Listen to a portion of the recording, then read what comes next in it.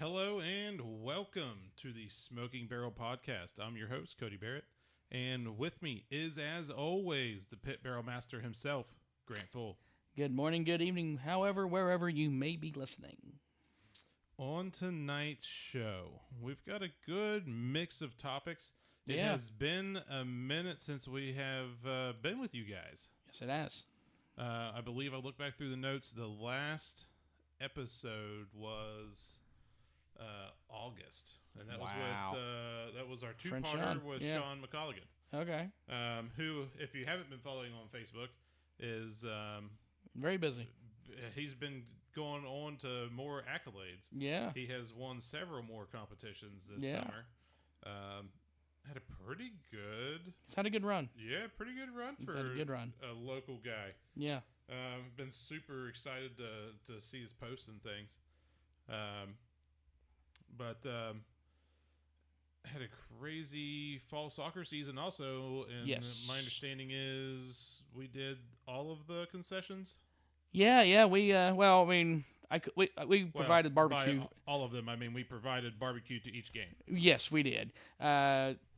Tiffany, another one of the moms for one of the other moms on the team. She heads it up, does a great job organizing it, and she cooks all the sides. And she's very gracious. She's like, I just operate around your stuff. I'm like, and she is. That's not really fair to say. We cook the meat, breaking stuff up, and she does a great job. Yeah. But it's been very successful. But we both. It's been a very kind of a marriage and like-mindedness, and that we both families really like to support their kids. Yeah. Both families really hate fundraising. We hate it. So she likes to cook too, though. And she does. She has a passion for food. She has a passion for serving for people. She enjoys. So it kind of goes hand in hand then. Yeah, and we both share that passion, and so it's really done really well. I mean, we went from, I think prior to last season when she first took it over, when I first started helping, I think they used to get like $100 to $200 a game for a boys soccer match. Oh wow! And we're now hitting. It's not a low match for us is $600-700. We're hitting. Oh wow! Yeah, we've hit 1,000 a few times. And that's not that's not making money from you and Christy or from her and her family. That is just preparing it, donating it, and the money goes back into the soccer program. Yeah, money goes back to the soccer program, and honestly, and then we have a wonderful group of parents who are happy to show up, help set up, get in, and take orders and serve and do all that stuff. So it's a really much of a team effort, but it helped out. I mean, we think we raised over $6,000, almost $7,000 last year, which is a lot of money for a high school boys soccer team. Yeah, especially one that's still, in my opinion, kind of in its infancy. It is. It is. I mean, it's been around for over 10 years, but it's just in the last 5 years really started to grow. It is. And they're really seeing those player development and things like that. So it's been helpful, and then we're starting to get a little bit of notoriety. It's like I know, like I've noticed like we had fans coming.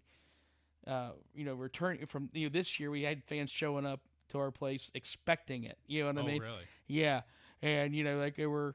We had people. I need to have our sign guy make a little sign, a little stand-up sign to put on the counter, put on the table, so that they, at least associate, the Smoking Barrel barbecue, with what is going on there. But yeah, it's really cool. I mean, the announcer, the PA announcer, he's a foodie. I mean, legit. And he's always pumping out our, announcing it to the people and what their menu is, and it's cool. I mean, honestly, that's cool. I mean, we've had people literally show up to come to watch the games to get dinner. For real. Yeah. That's awesome. Yeah. Well, the Arnolds, they showed up to a match because the mom showed up. Just came I was like, hey. Yeah, because neither one of their kids play. Right. Yeah.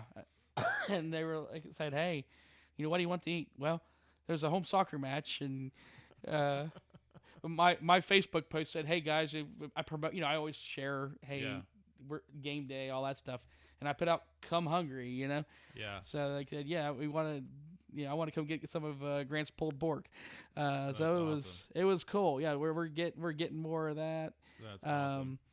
We had we hosted PHS this year, our crosstown rival, and so I had a good crowd, and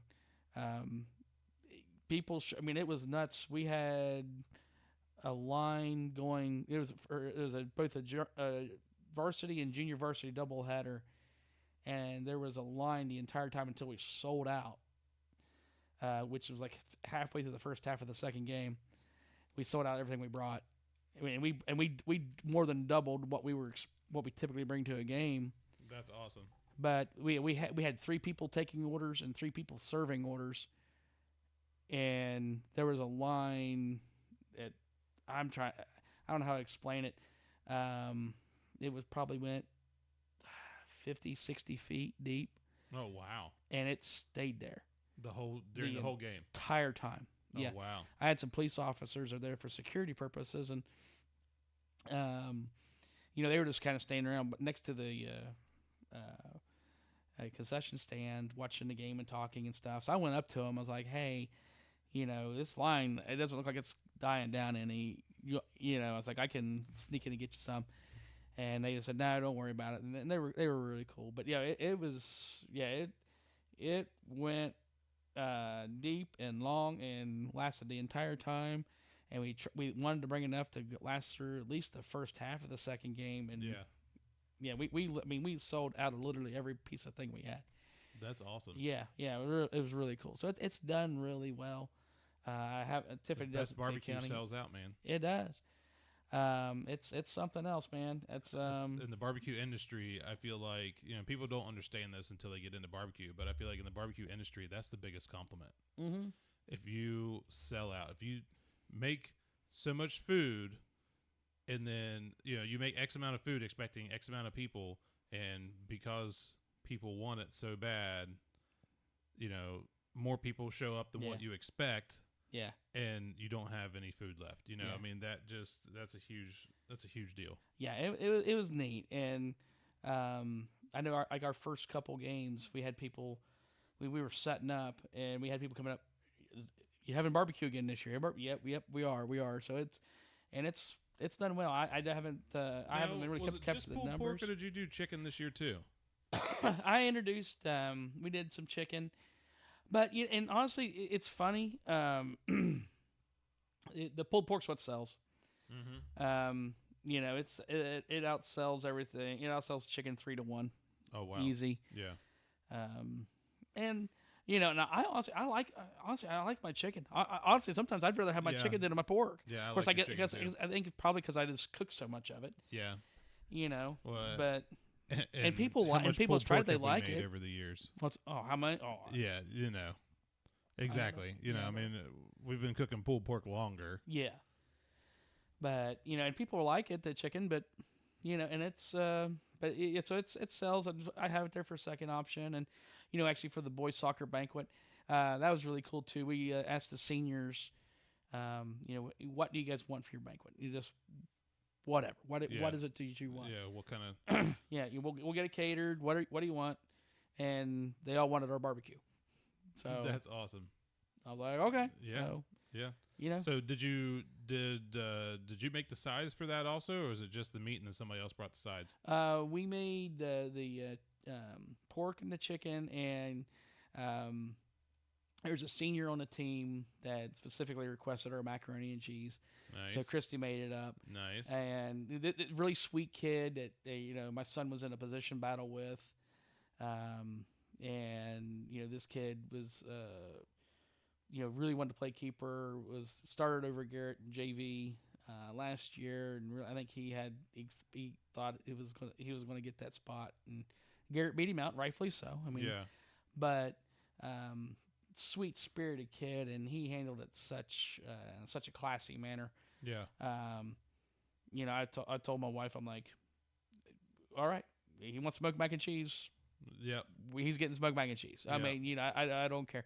Because I even, you know, he was the kid that I told him, I was like, man, you're kind of like our keeper psychologist. He would come up to Garrett during a rough spot. He'd come up to our JV or his backup on JV during rough spots and just kind of be that guy. Yeah, you know what I mean. And he didn't have to be. So I was really proud of him. Well, he was the senior. He was the leadership. You know. Yeah, even though he wasn't starting, he was showing. Yeah. He was showing his leadership. You know, just from being the older, experienced person. That's cool. Yeah, it was very cool. And that's cool. Yeah, and I pointed out to Garrett multiple times throughout the year, multiple times. I'm like, that's character. Yeah.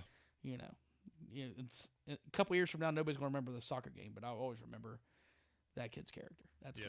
Yeah. So. Catering, I mean, aside from soccer catering, we've done a little more catering this year too. But soccer's kept you pretty much booked. I mean, very busy. I mean, just rough estimate, how many pounds do you think went through that concession stand this year? I'm assuming a couple hundred. Yeah, something like that, probably. Yeah. I don't know. I'm assuming because I know I come over and helped you pull some butts off a couple different times, and you were doing at least 10 butts at a time. Yeah. So it wasn't too bad. I think it wasn't that. We went through concessions. I think we went through 20 butts. So, in the season? Yeah. Okay. So it wasn't too bad. But for the year, yeah. I mean, honestly, so far, because cooking for the mission's numbers have been up. Yeah. Between the mission and the mission and concessions, the banquet, those smokers have definitely gotten their use this year. Yeah, and I've cooked. I've cooked some pork and some chicken for some other people. And you've had some. Yeah. You've had some extra time at the house, so you've been able to dedicate to cooking a little more. Yeah, it's been good. Well, true. I've been honestly keeping pretty busy with. Like a lot of landscaping type stuff, but yeah. It's been some time home. Well, and you know, I mean, so those listening that haven't been to YouTube, please check us out on YouTube. We are there now. Yeah. Even though we don't have a bunch of videos, we just started that this year, but you have. But thanks to that extra time that you've had, you've done some videos at the house. Yeah. Around the smokers. Just put out some reels, yeah. We've been trying to, because that's what everybody's, you know, the algorithm's pushing everybody to do those short videos now. Yeah. Tell us about the pinecone hot dog. Well, you know, and I would like to take credit for it, but, you know, I think everybody else kind of gone scrolling through, and I seen it pop up. You know, basically it's a hot dog burn-ins, a version of it is what it is. Okay. And you just take your hot dog and you just kind of slice them like in a crisscross pattern, and it kind of really helps them swell up and take on a little extra smoke. But really, you just and there's a short. Go take a look at our channel. There's a short. I walk you through it, but you crisscross pattern the hot dogs. I cover them in some mustard for a binder, and then really. What seasoning do you like? Yeah, you know, a hot dog will basically take any flavor. Right. I think I used the Killer Hogs barbecue rub. Yeah, and that's pretty much it's a base for a lot of stuff that I use. It's because I get it in bulk and because we go through so much of it, so I'll use it. And then I try to think. I may have. I can't remember if I put a couple of things, but honestly, just about any flavor profile you want. That's the key. Yeah. And then really you throw them in a half pan, put them on the smoker for, you know, like I always do 250, 270. Yeah. And because it's not going to take long. No. I think I checked them in an hour. You let them go that long. Yeah. Okay. Yeah. And just see how long, and just honestly check them in 30 minutes. And then also just when you get it's all about the color. When you get the smoke you want. Yeah. Which, you know, I think I let mine get rock an hour. Then I turn around and throw some barbecue sauce, covered that pan, put them in there for like another 30 minutes. And ready to rock. Yeah. Then pulled them out. Then I pulled them out and let them set them out, let them dry for a little bit, let that sauce tack up, and they're really good. I cut them into thirds too, because you just want bite-sized pieces. Right. I mean, it's just a nice, very cheap, quick, easy appetizer. Just a little thing to throw on a platter and serve for a party or whatever. Mm-hmm. Especially with the holidays coming up, it's a nice little idea. You also did. So I don't remember if you've done this or not. Had you cooked? So you did a pork belly video. Yep. Have you ever done a pork belly before that time? Yes, I have. Okay, I couldn't remember if you. Yeah, had or not. I think this was my third one. Okay. I could not remember. Yeah. Pardon me. Sorry. If you can't tell, Grant is a little under the weather. I'm actually better, but yeah. Yeah, about a week ago, he had no voice, so there was no possible way to record a podcast. No. But he sounds more like Grant this evening. Yeah, but yeah, it's still a little, not as strong, but getting there. But yeah, I cooked I got a 6-pound pork belly from Sam's Club. Yeah. And like I said, I have actually had the screenshots with the step-by-step directions on that video, on that reel. Yeah. But honestly, you just kind of open it up, dab it dry, and then. How many pound pork belly was it? 6 pound. 6 pound. Okay, yeah. So not really big, but big enough. And then also, then I just cut it and I cubed it up. Yeah. Made it by 1 inch. Yeah. Inch and a half cubes. Yeah. And then just toss it into the your favorite seasoning. I kind of played around with it. I did like 3 different versions. I did the Killer Hogs barbecue rub. I did some along with some Texas sugar from Meat Church. I think that's what and some of the garlic jalapeno rub from Heath Riles. That's what I did. I had the garlic jalapeno and the Texas sugar, the 2 that I had. They were good. Yeah. They were very good. Yeah. And then really you just get your smoker up and rolling, and you want to cook them anywhere from 250 to 300 degrees. Mm-hmm. And really 250. The colder you go, more smoke. Yeah. So, it's just kind of how you want to rock with it. I used hickory wood. That's kind of my go-to. Yeah. And then really you just cook them for an hour. And then just check them. They didn't had the color I liked. Yeah. I pulled them after 90 minutes. Right? So that's kind of the key. Just kind of, when do they start getting that bark? When do you like it? Once they get that color, throw them in a half pan. I used a stick of butter in that pan. Kind of just cut it into slabs of butter, and then whatever barbecue sauce you like. Yeah. Then just to make them sticky. Exactly. Get that, cover it, and then cook them for another hour. And then once they're temping in the 200s, pull them. At that point, what I did, I took them and I kind of recovered them, coated them in that sauce, put them back in by themselves on a rack. Yeah. In the smoker for like 15 minutes. I wanted to get a glaze. I wanted to get that to tack it up, and that's basically it. So it's not a hard cook. I mean, pork belly is just basically jumbo thick bacon. Yeah, that's what they make bacon out of. I mean, theoretically, you could cook it to whatever temperature you wanted. Right. I mean, you could make them crispy on the outside if you wanted to. Yep. You just want to get that fat where it starts to render. Yeah. And I'll be honest with you, I think they're pretty good. But the leftovers I had, I cut them into thin slices. Yeah. Threw them in a skillet the next morning. Fried them up like bacon. Oh, dude. Yeah. Honestly, that's the way to eat them. I mean, they're good when you fix them that way. And I like them. People like them. But I honestly think I may actually like them better the next day when I just cut them into little slivers and fry them like bacon. I mean, at that point, it is bacon. It's just bacon bits. It's uncured bacon, but it's kind of barbecue bacon. Yeah, it's awesome. Bacon. Oh, yeah. Yeah, it's pretty good. It's pretty good. I can see where that would be good. Oh, yeah. It's not horrible. Yeah. So, yeah, I have that one out there. And then I also put out a reel kind of detailing how we do our smoked pulled chicken thighs. Yeah. Kind of walked you through step by step. Yeah. With that, and boneless, skinless chicken thighs, put them in a half pan, and honestly, I don't want to plagiarize, so I have to, I stole some ideas from our friend Sean after cooking with him at that contest. Yeah.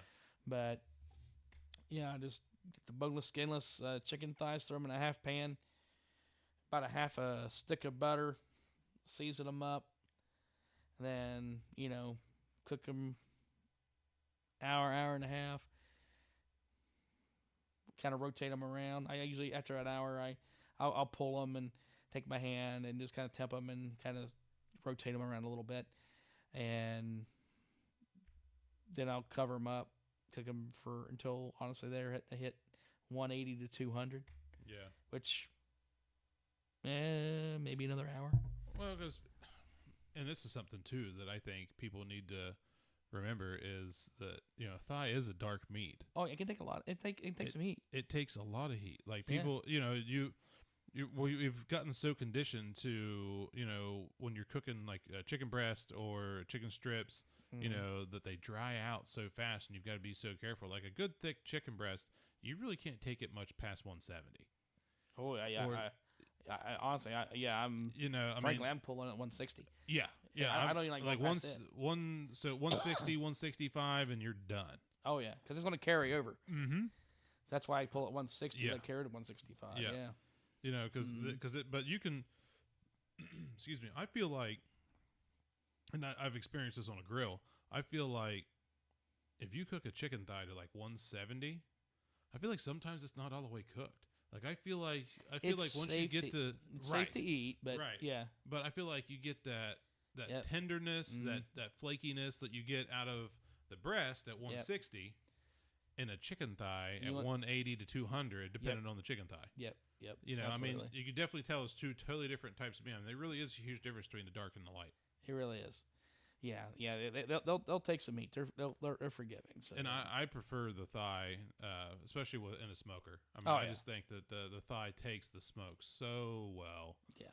And especially if you can, if you cook it low and slow, and you get that baby up to 185, 190, and pull it and let it carry over a little bit, and it's just money. Oh yeah. Yeah, and especially I have it braising in that butter, and honestly, people love this. The people that tried the chicken love it.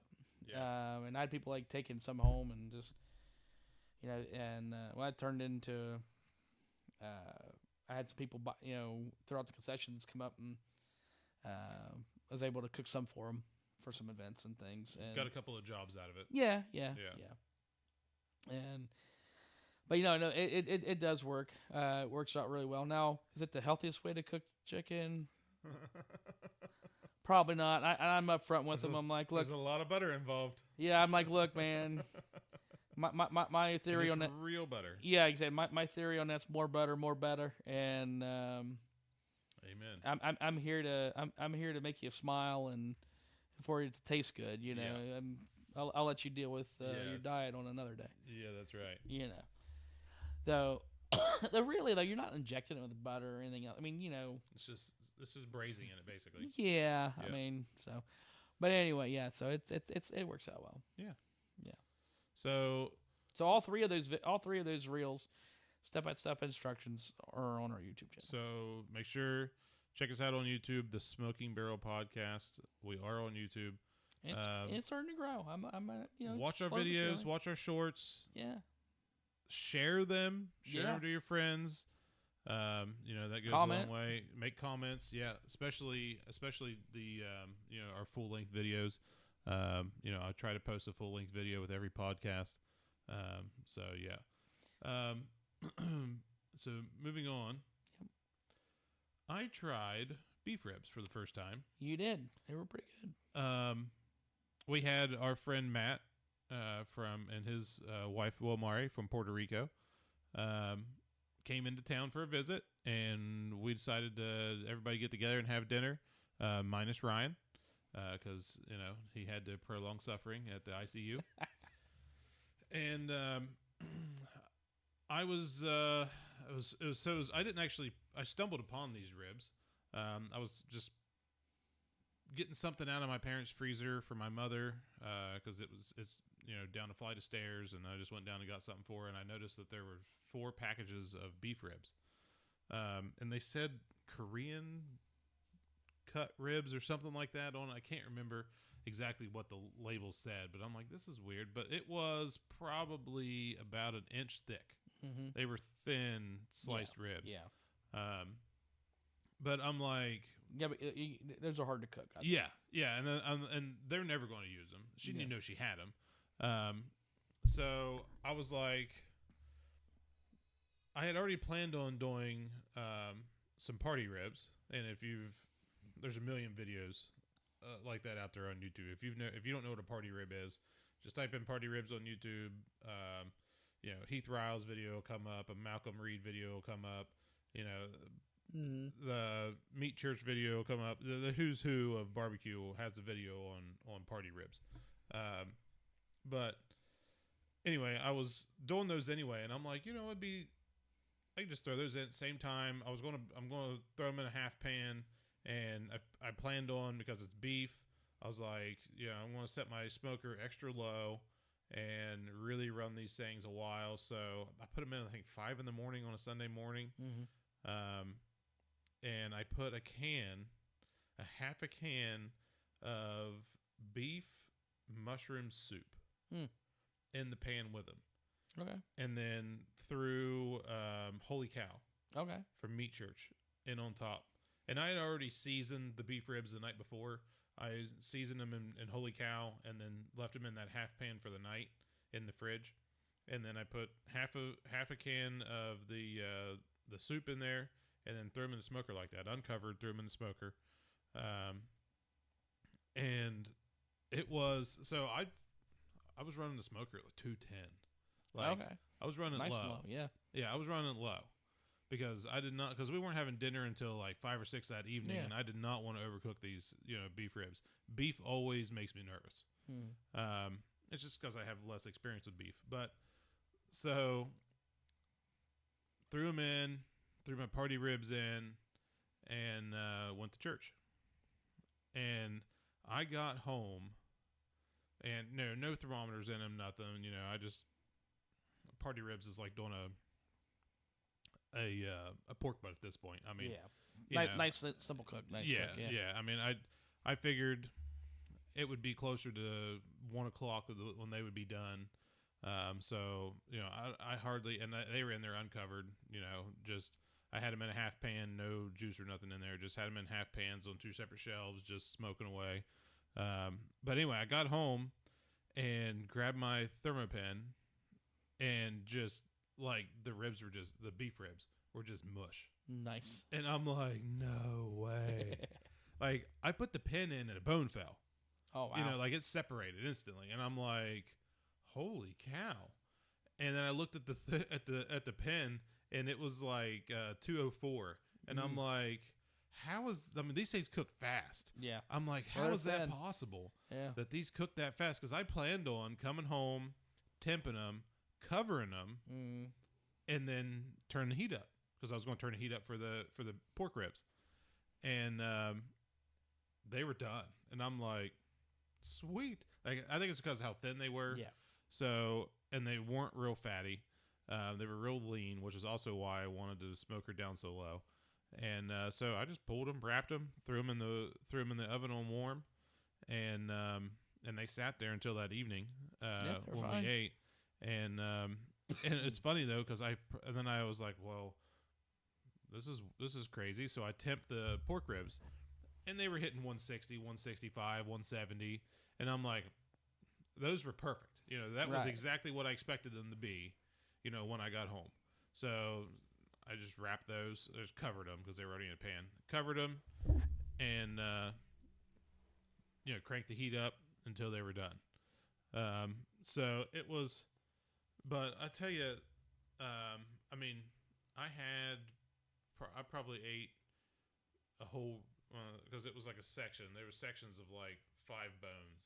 I think I ate a whole section myself. But just because it makes me want to do it again, but it almost tasted like pot roast. I mean, and all I did was salt, pepper, garlic. you know, but then I had that soup. Yeah. But it tasted almost like pot roast. Like I was blown away by how tender they were, and it was purely just try something and it succeeded. Yeah, I've cooked them a couple times, and around here you can't find the really nice, thick cut beef ribs. Not unless you order them. But those ones, I've they've been in a half pan and braised them in some red wine. Yeah.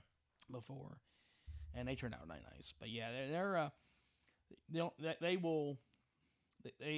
they can get away from you quick. Yeah. You know what I mean? Because they are thin. Yeah, literally there's no fat on these things. No, but they do have nice flavor, and yeah, they're a neat cook. Yeah, they totally just broke down. Mm-hmm.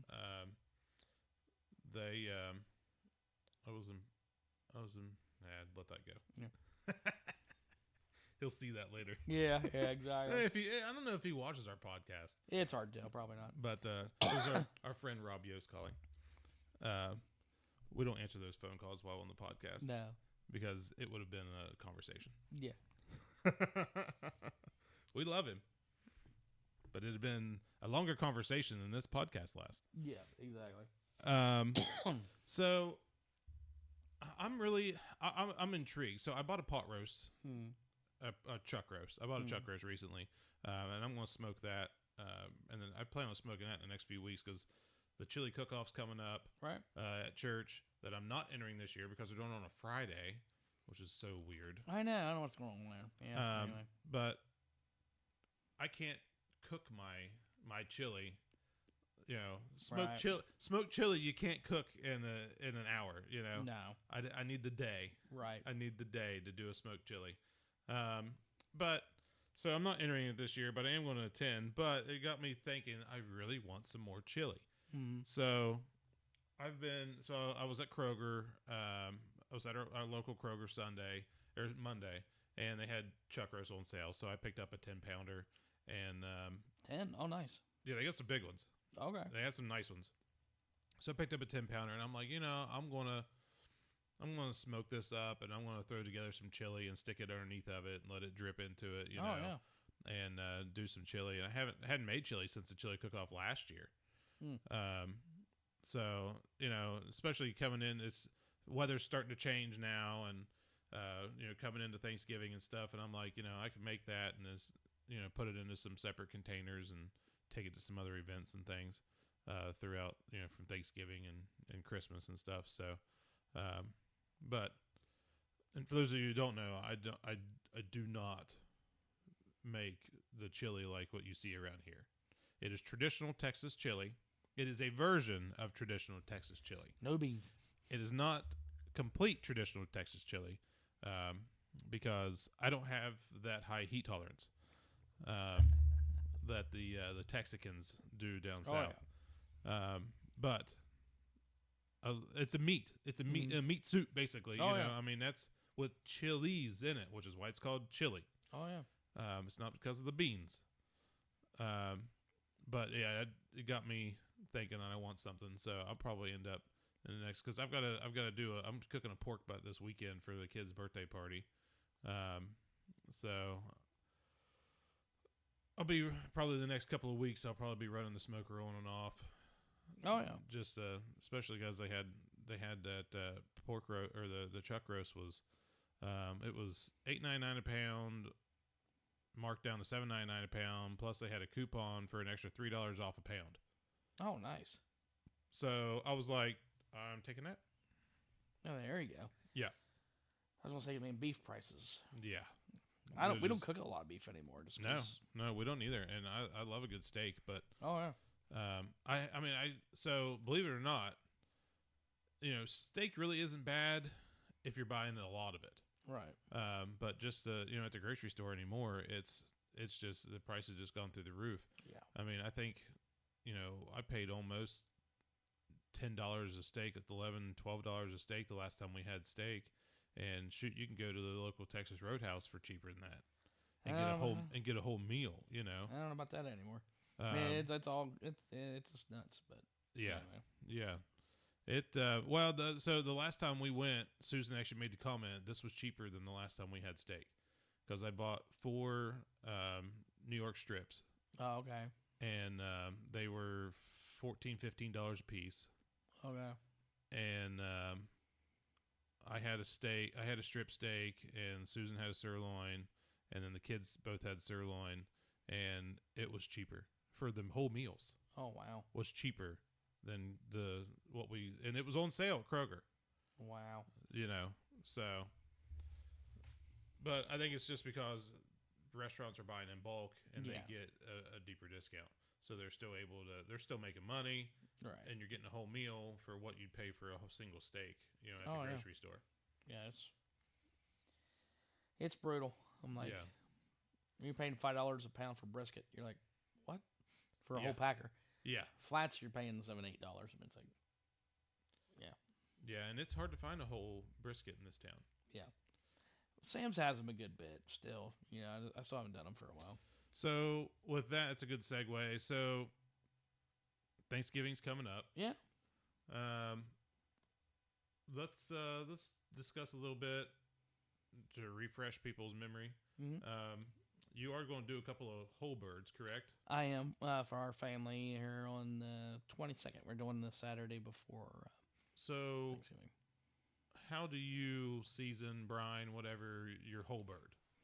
I've done this once before, and also I got to give credit to Heath Riles. He's the one that turned me on to the idea, but it's not really a new idea. It's pretty traditional with our southern friends. But using a sweet tea brine. Yeah. So honestly, I just use about I'm doing 2 14-pound birds, so I'll probably use 3 gallons of sweet tea. I'm going to throw in some oranges, some garlic, some onion. Okay. Probably some rosemary. Yeah. Just your traditional herbs and things. And then, let that brine for like 12 to 24 hours. Mm-hmm. And then, ideally, if you can time it right, make sure it's all thawed and everything, take it out, dry it off, put it on over pan on a rack, and then put it back in the fridge for like 12 to 24 hours so where that skin gets nice and dry. Okay, yeah. That way, if you want that crispy skin, that's going to help you out. Yeah. Because otherwise, if you try to tap it dry, you're never going to get dry enough, and yeah, it's just not going to happen. But also, that's the brine. And then, as far as seasonings go, honestly, I'm fairly simple. Honestly, a lot of times I'll just use the salt, pepper, garlic. Yeah. The blend, and frankly, this will go with that. And you can inject it. I've done the Creole butter injection. I love. That's love a pretty the Creole butter injection. My wife loves it. It's a pretty good standby, especially in white meat. Yep. And I spatchcock it. Spatchcocking is a huge benefit. There's a ton of videos out there on it. Mm-hmm. But essentially, get you a good pair of scissors. Yeah. Now I got some poultry shears. Yes. And those make a world of difference. You can use utility scissors, but poultry shears work way better. Yeah. Get on Amazon; they're not that expensive. No. And I've got a set they'll cut through a penny. Yeah, they're great. Cut through, so you take out that backbone and flatten it out, and it really cuts your cooking time down by a bunch. Yeah, the first turkey I ever did, I spatchcocked because you recommended me do, and it's huge. I mean, it was great. Oh yeah, it was great. Yeah, cuts the time down, and it cooks so evenly. Oh yeah, yep. I'd say it cuts it by a third at least. That big a difference. See, I've never actually cooked a whole bird without spatchcocking, so I have no idea how long it takes. Yeah. I'll try to experiment. Trust me, it takes it cuts a time. Because the first time I did it, I'm like, holy crap. Yeah. Excuse me. Big. So it's like doing a brisket almost. Yep. It takes a while. Yeah. But with the spatchcocking, no, it's a fairly quick cook. And then you want to cook. You want to run that bird. Anywhere from 270 to 350, quite frankly. It just depends on how much smoke you want, how crispy your skin you want. Key thing is monitor your temps. that turkey breast, that bird. Okay. You cook it to 165 is the temperature in which when you hit it, everything instantly dies. All the bad stuff's gone instantly at 165. Yeah. All right. But if you look at that USDA chart, right? You know, even if you had it at 160 and you hold it, which, by the way, if you pull it at 160, let it rest for 15 minutes, it's going to carry over to 165 anyway. Yeah. So a lot of people honestly will even pull them at like 155 because if you're able to hold that 155 temperature for, I think if you look at the chart, I don't have it with me, it's not that long. It's like 4 or 5 minutes. Yeah, it's dead. It's still pasteurized. It's still pasteurized, and so you get a much more tender, juicy breast. Yeah, you know, because you can overcook a turkey breast so easy, and so just really monitor your temperatures there, and the the legs, it's dark meat. It's kind of like the chicken thigh conversation we had earlier. You can let them go longer if you wish. And then quite frankly, there's been, when you spatchcock it, you know, those legs are only hanging on by its skin anyhow. So I'll monitor it. Sometimes I'll end up quartering it up, quite frankly. I'll have the legs cooking separate than the breast and, what have you. It allows you to pull the breast out when it's done and leave that stuff in. Exactly. You can leave the legs, the legs and wings in. Yeah, exactly. So it just honestly depends. I mean, if you're wanting the classic, Norman Rockwell presentation look, are you going to get that? No, you're not. It's going to be a whole heck of a lot easier to cook it, though. Yeah. And I'd say if you don't quarter it, a spatchcocked bird still looks good. It does. Yeah. I mean, it does still present well. You can still platter it or whatever, and I don't. I mean, I'm not even the type that slices, that does the slicing off of the breast. Yeah. I like going in with a boning knife and getting that whole breast muscle out in one piece. Yeah. Sitting it on a platter and then slicing it. Yep, that's what I do. Because otherwise you leave so much meat on that bird. Yeah. Well, our family's not all that fancy. We'll slice it up, and I'll have like a container of white meat, container of dark meat. Yep. And, I did that a couple years ago. There you go, and we do it buffet style. So, we don't really get into the whole presentation of the single bird. I will say my biggest tip, other than brining, which is huge. What do you? And the temperature. Not to interrupt your thought, but what do you brine it in? It's. What are some things that you can use to brine the bird in? Because birds are pretty good size sometimes. I've used numerous things. Depends on the size of the bird, how many birds. If it's been nice and cold, I've used the cooler and left that outside on my deck, quite frankly. Yeah. And throw some ice in it, just make sure it's staying food safe temperatures, down in the 30s, no big deal. So I've done that before. I got it's not a bucket, but I got a pretty deep container now that will fit in my spare fridge. Yeah. That I use. There's brining bags that you can get. There's all kinds of things you can get out there. So it just kind of depends. Okay. Size of the bird and how many birds and what your refrigerator space looks like. Yeah. Everything else. And then my other thing too, I limit I don't like to cook a bird bigger than 14 pounds. I might push it to 15. Okay. But I found that's my sweet spot. They cook better. Really a big bird, they dry out.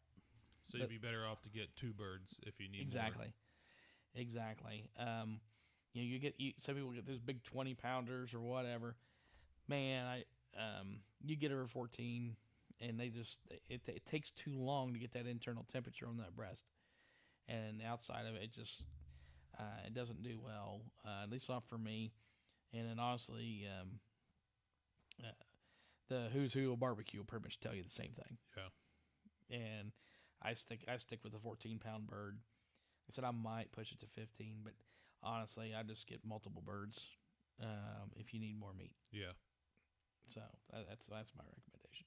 Yeah, that's what I'm doing this year. We've got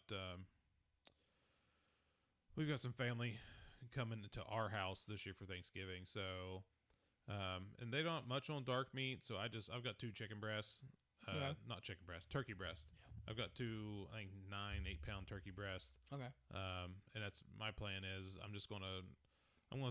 my plan is I'm going to brine them, and I'm going to use just a 5-gallon bucket with a lid, with a sealed lid, with an actual rubber gasket spin-on lid, and some ice, and just it's supposed to be chilly. It's going to be cold the week of. So the way things are turning. So if I need to pop it in the refrigerator, I've got an extra one that I can stick it into, but. I'm looking forward to it because I plan on maybe tomorrow. I'm going to try some of the Meat Church turkey brine. Okay. I know where there is some here locally, so my plan is to go over to the new Greens Ace Hardware. Nice. And pick some up.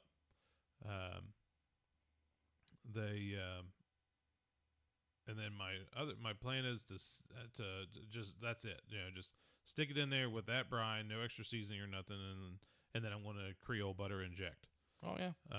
Both breasts. I'm just going to fill them up with Creole butter, and then I'm going to hit them with the Texas sugar. Oh, yeah, that'll be fine. Across the top. Yeah. Smother them in that Texas sugar, and then stick them on flat pans and stick them in the smoker. So I can get good smoke penetration. Yeah, and my only other, I'm trying to think of my other tip for smoking birds that I found. Water pan, yeah, definitely. I'm a believer in water pan when it comes to poultry. Yeah, absolutely. The other thing too is that they take smoke well, so I prefer hickory is a kind of that medium. Your fruit woods are awesome, like apple or cherry. I was going to say I'm afraid to. I've used hickory before, but I feel like sometimes you get a little too smoky even with hickory. Yeah, hickory's about as... I like a good apple or cherry. Yeah. I was going to say, I would stay away from like mesquite. Yeah. You know what I mean? Yeah, or a post oak. Yeah. Real heavy smoke flavor. Yeah, absolutely. Which, if that's what your family likes, fine, but most families... don't all agree on things. Yeah, and I like a smoky bird, but I think I've done poultry with mesquite before and regretted it. Yeah, put it that way. Yeah. I think you can overpower the other flavors. Mm-hmm. You want the smoke to be part of the flavor, but you don't want it to be the flavor. Right. Yeah, I don't want to act like I think I'm tasting. Yeah. Because otherwise, why'd you brine it? Right. Why'd you inject it? Right. Why'd you put that seasoning on it? If all you're tasting is the smoke anyway, you could have just pulled it out of the freezer and throw it in the smoker. Right. Exactly. So you want to think about what's going to complement the flavors. Right. It's all about balance. Yep. Well, about does it for this evening. That's kind of quick for us. Yeah, I know. Well, not really. We're at 48 minutes. Oh, okay. So, time flies when you're talking about barbecue. That's true. So, any final tips and tricks that you have coming up on Thanksgiving and Christmas? And smoked cream cheese is always a nice, easy, quick appetizer. Oh yeah. When you're getting the smoker fired up anyway. Yeah. I think we have a reel out there for that. We do. There is a video on smoked cream cheese. Yeah. So hit that one. Honestly, that my family loves that. I mean, absolutely love it. Yeah. So it's I would encourage you to do that. I'll get that going in the morning when I'm getting the smokers up to temp. Throw those in there, and oh my gosh. Yeah, I need to cook. I have to cook two because the kids will eat one by themselves quickly. So yeah, and that's just something that's quick, easy, and honestly, you can. Thing I love about that, you can make it sweet, you can make it savory. Yeah. Whatever you want to do, play with it. Throw it out on a plate with some crackers and. Yep. Some easy appetizer, some other dried meats, and go to town. Absolutely. But have fun. drop us a comment if there's anything else, or if you have questions, I would say leave a comment or get on our Facebook page, send us a message. Or if you have an event coming up and you'd like to taste some of our food, reach out. Wouldn't argue with that. So yeah, that's about all I have. Well, thanks for tuning in tonight, guys. Remember to like our YouTube page, follow us on on Facebook, and make sure to hit that like button on every single one of those videos that you watch, and subscribe. We appreciate all that you guys have done for us to this point. Those that have been with us since the beginning, thank you. And with that, that's a wrap. See you guys.